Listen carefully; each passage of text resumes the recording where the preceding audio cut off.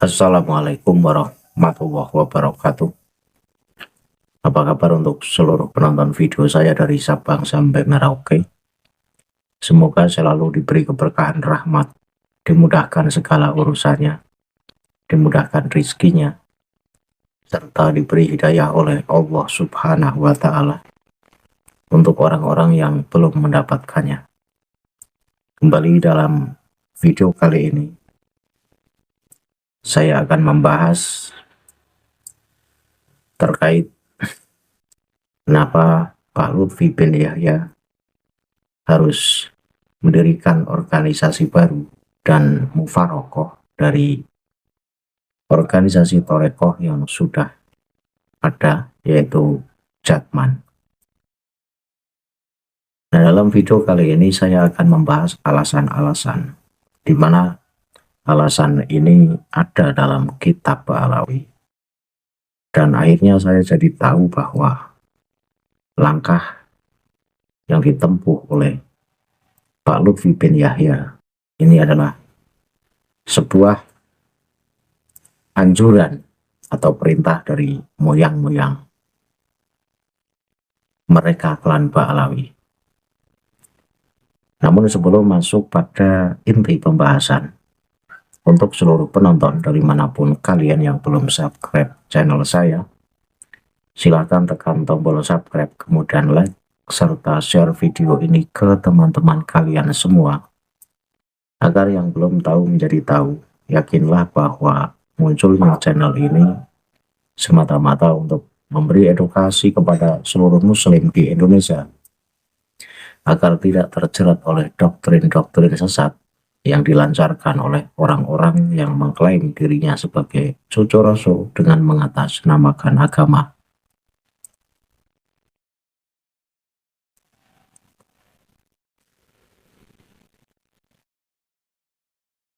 Dalam pembahasan kali ini saya akan membaca lagi kitab Uqudul Almas, kitab yang isinya terkait manaqib dari Habib Ahmad bin Hasan Al-Attas, di mana saya menemukan sebuah alasan kenapa sampai Pak Lutfi bin Yahya harus mendirikan organisasi Torekoh baru yang bernama Jatma,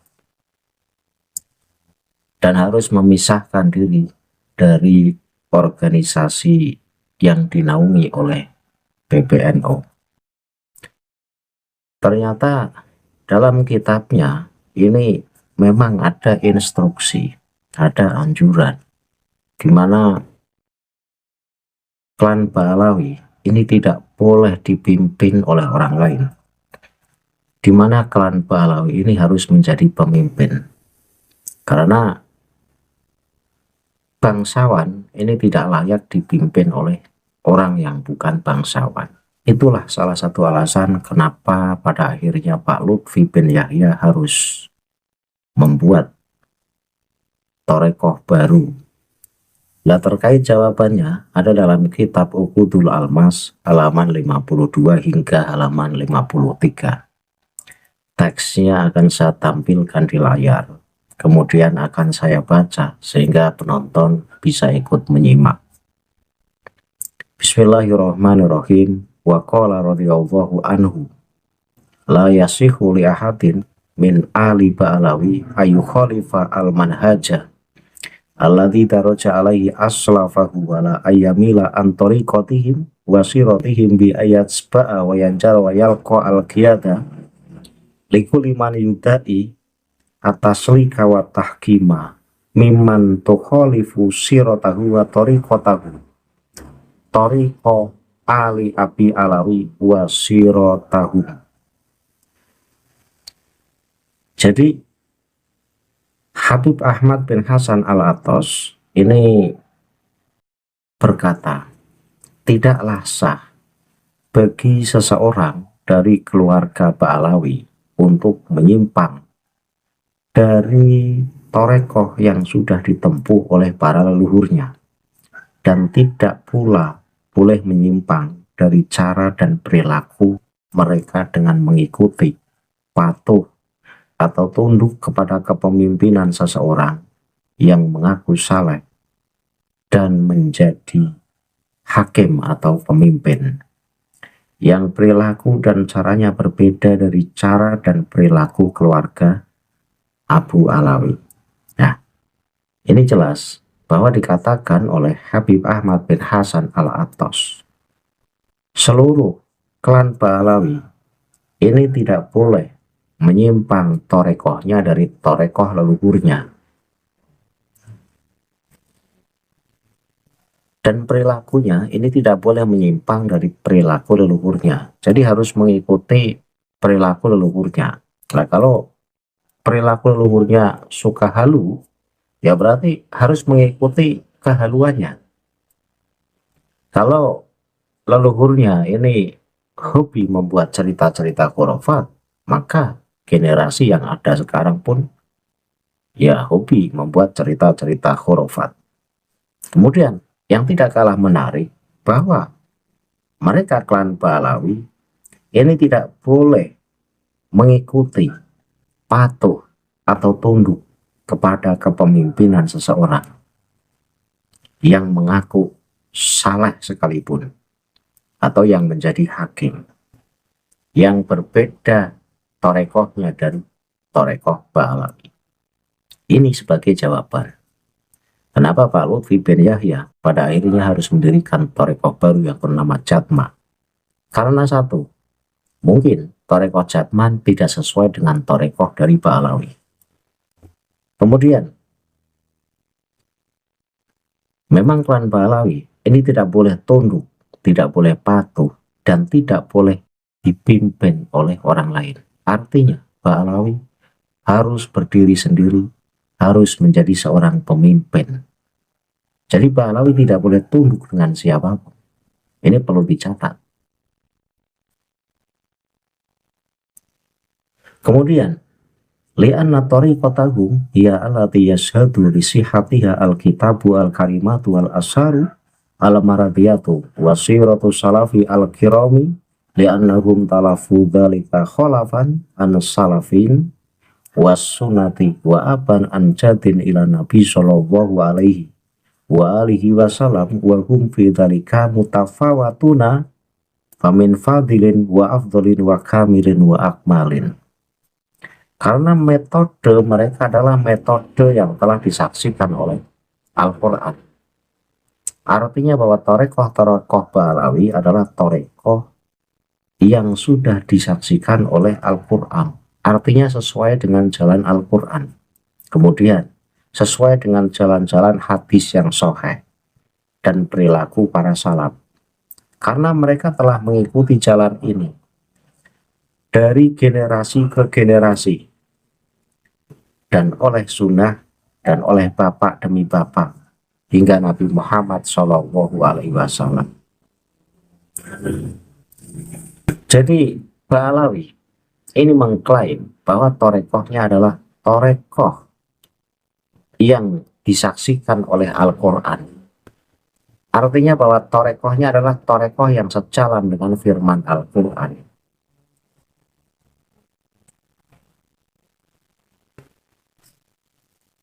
Yang sejalan dengan hadis-hadis yang sahih. Kemudian yang sejalan dengan perilaku para ulama-ulama salaf. Nah, dari generasi ke generasi, torekoh ini berkembang. Sanadnya mutasil ke Rasulullah. Mereka berbeda-beda dalam hal ini. Ada yang berbudi luhur, ada yang unggul, ada yang sempurna, dan ada pula yang lebih sempurna. Artinya, bahwa torekoh Ba'alawi itu diklaim oleh mereka sebagai torekoh yang paling sesuai dengan jalan Al-Quran, yang sesuai dengan firman Al-Quran, sesuai dengan sunnah Rasulullah, sesuai dengan perilaku para ulama-ulama salaf. Torekoh mereka adalah torekoh yang turun-temurun dan sanadnya mutasil hingga ke Rasulullah Shallallahu Alaihi Wasallam. Mereka adalah orang-orang istimewa. Mereka berbudi luhur, mereka unggul, mereka sempurna, bahkan lebih sempurna. Ya maka sekali lagi wajar ketika Pak Lutfi bin Yahya harus mendirikan torekoh baru karena tidak sejalan dengan torekoh Jatman. Kemudian waqala radhiyallahu anhu innama yahsunu wa yambahi liman kana min ali abi alawi ayat huwa an-nasa wa yastatsba'uhum ila tariqati allati hum alaiha wa la yasunu ayyam badu tariqata salafihim wa yasjalu ala anfusihim annahum laisu min aulat tariqati alhamidati. Kemudian Habib Ahmad bin Hasan Al-Atos meneruskan perkataannya, sesungguhnya orang-orang dari keluarga Ba'alawi itu pantas dan patut untuk mengajak manusia agar mengikuti jalan mereka. Ini catat bahwa keluarga Ba'alawi ini adalah orang yang pantas mengajak orang lain untuk mengikuti torekohnya mereka. Ya mereka ini berhak menjadi pemimpin, tidak pantas diajak. Mereka itu posisinya harus mengajak. Klan Ba'alawi harus mengajak orang lain agar orang lain tersebut mengikuti torekoh mereka. Nah maka ketika kejadian di Masjid Istiqlal yang sudah lewat, sebagai bukti bahwa mereka tidak mau dipimpin, tetapi mereka harus menjadi pemimpin. Buktinya mereka mengumpulkan jamaah, agar jamaah itu bergabung dengan torekoh baru yang bernama Jatma. Ya karena ini kitabnya, Uqudul Almas, halaman 52. Mereka tidak pantas dipimpin, tapi mereka layak memimpin dan harus menjadi pemimpin. Dan harus mengajak orang lain agar orang lain itu mengikuti torekoh mereka. Kemudian, tidaklah pantas bagi mereka untuk meninggalkan jalan para pendahulunya dan mencatat dalam hati mereka bahwa mereka bukanlah orang-orang pertama yang berada di jalan yang terpuji. Nah, bahwa Ba'alawi ini memang sudah didoktrin untuk tidak meninggalkan langkah-langkah atau tindakan-tindakan atau perbuatan-perbuatan yang sudah diwariskan oleh para leluhurnya. Mereka harus seperti leluhurnya, tingkah lakunya harus seperti leluhurnya, dan mereka jangan pernah mengatakan bahwa mereka lah orang pertama yang paling baik, karena pendahulu-pendahulu mereka pun adalah orang-orang yang baik. Nah ini perlu saya kritisi. Mereka tidak pantas untuk meninggalkan ajaran-ajaran yang sudah diwariskan oleh leluhurnya. Nah, pertanyaannya, ketika mereka hobi dawir, ketika mereka hobi mengklaim sebagai cucu Rasul, apakah itu salah satu warisan dari leluhurnya? Tentu itu berarti warisan dari leluhurnya. Leluhurnya hobi membuat cerita-cerita palsu demi untuk mengumpulkan klan mereka. Ternyata generasi sekarang yang ada pun sama. Ya sama dengan menceritakan keramat-keramat leluhurnya.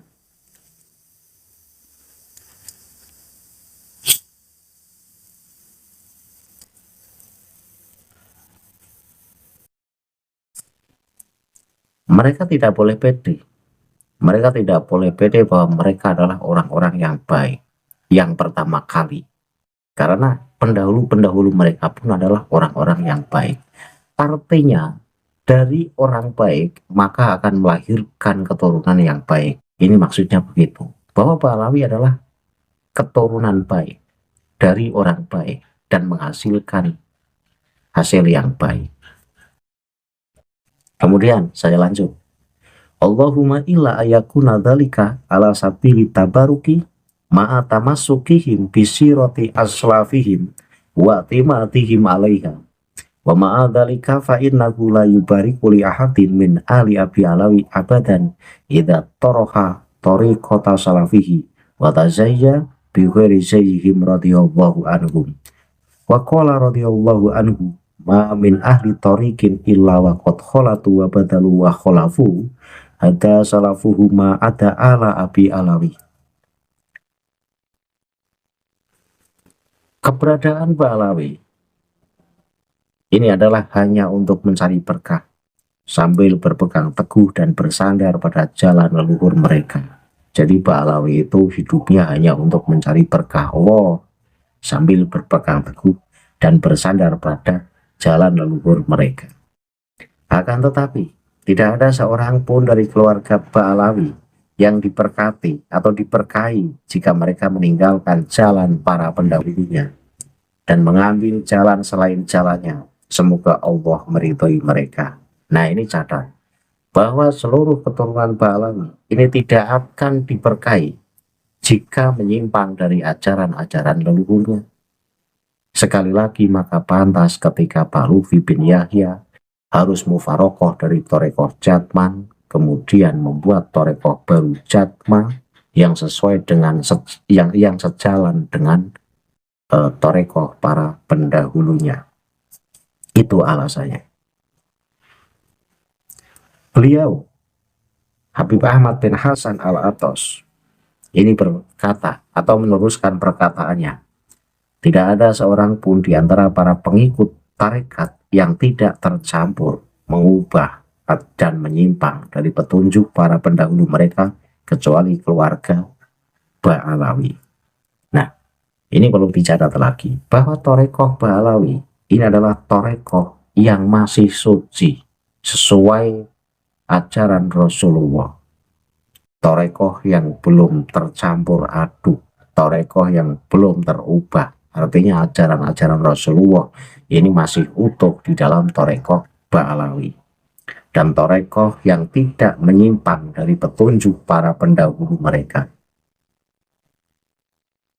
Ini hanya Torekoh Ba'alawi. Selain Torekoh Ba'alawi, ini Torekoh yang sudah terkontaminasi. Tetapi untuk Torekoh Ba'alawi tidak.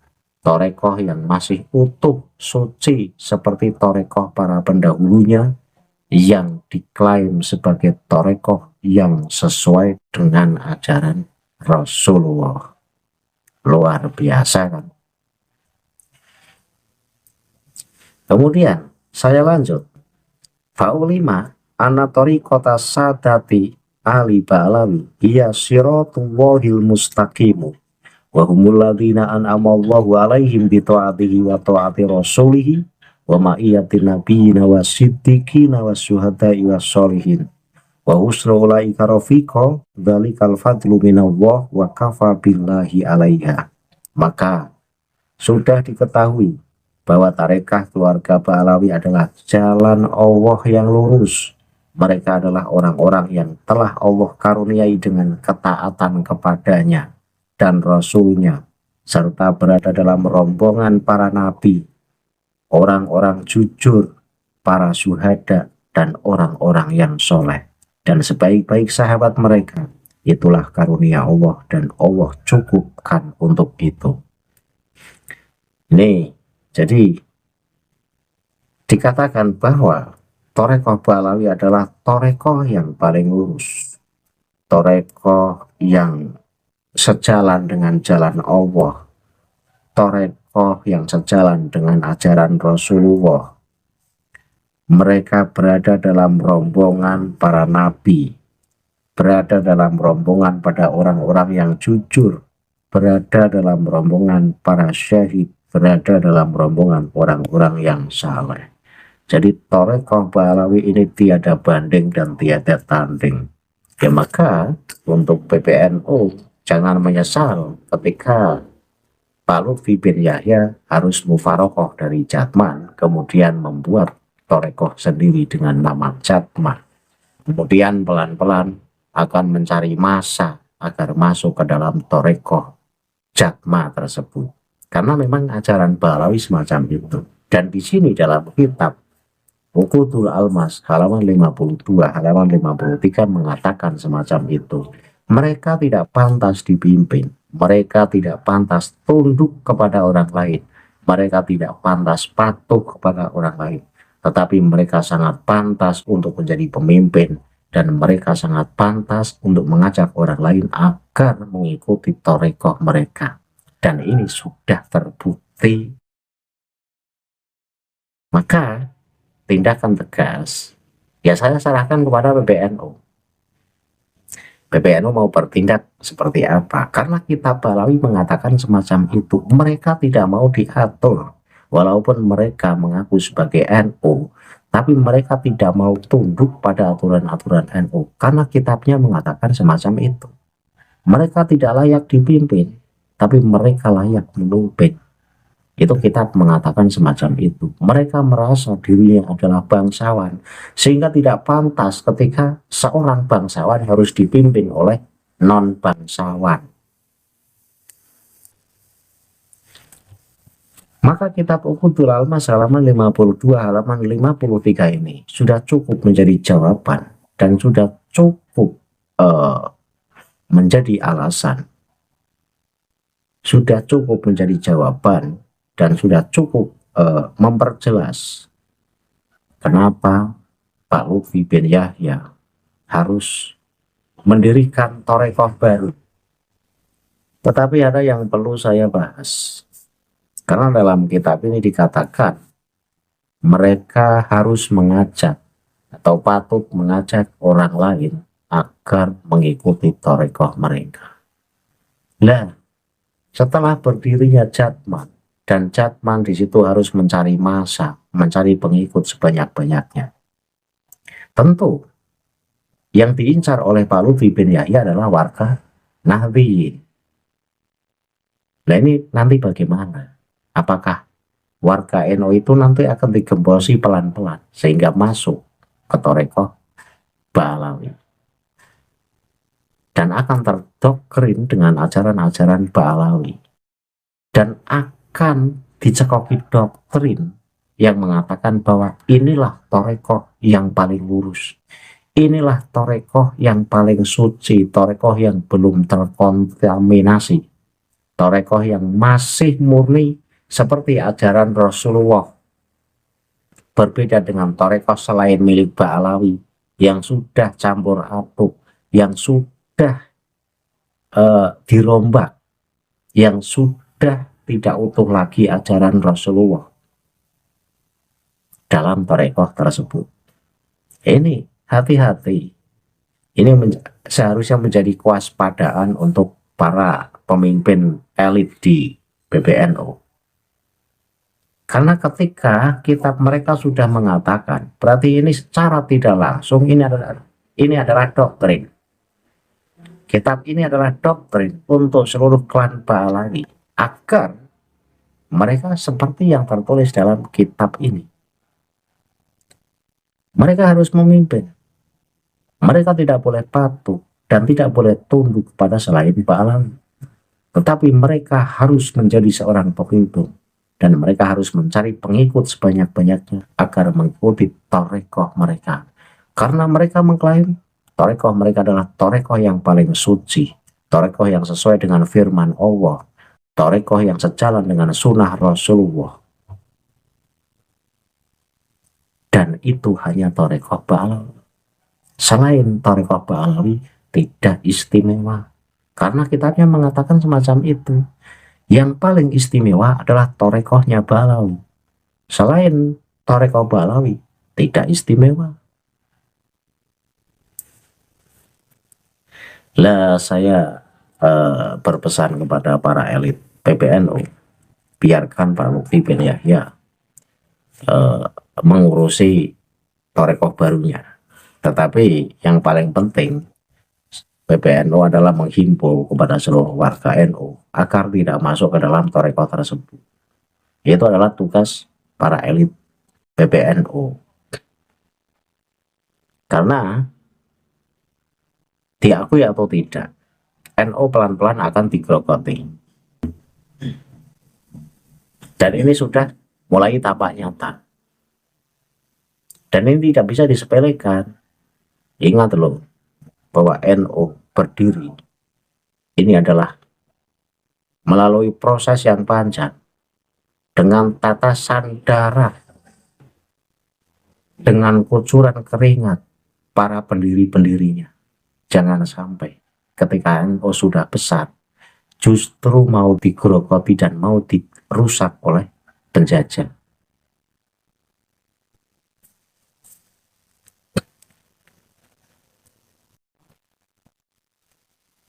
Ini tugas PBNU. Jadi saya sebagai warga NU pun merasa memiliki NU, dan saya sangat prihatin ketika NU nantinya digerogoti pelan-pelan, warganya diambil pelan-pelan oleh Pak Lutfi bin Yahya. Karena NU ini ya milik semua orang yang ada di dalamnya, termasuk saya. Saya merasa memiliki NU. Karena itu saya punya rasa khawatir, itu wajar. Karena mengingat perjuangan para pendahulu kita yang mendirikan NU itu dengan berdarah-darah.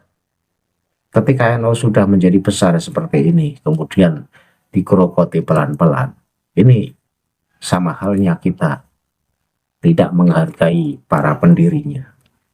Ya karena itu mari kita jaga organisasi yang sudah dibentuk dengan berdarah-darah ini. Kita jaga bersama. Jangan sampai kita dijajah kembali.